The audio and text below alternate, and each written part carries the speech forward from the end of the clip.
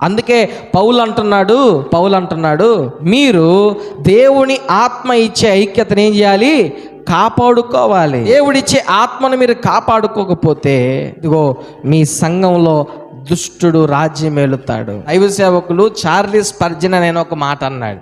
ఏమన్నాడంటే, సంఘం యొక్క నిజమైన సౌందర్యం, వినండి, సంఘం యొక్క నిజమైన సౌందర్యం భవనం కాదంట, బహుమతులు కాదంట, ఐక్యత అంట. హల్లెలూయా. సంఘం నిజమైన సౌందర్యం అంటే భవనం కాదంట, అందమైన భవనం అంటే రకరకాలుగా వారికి ఉన్న శక్తిని బట్టి మంచిగా మందిరాలు కట్టుకుంటారే, అది కాదంట.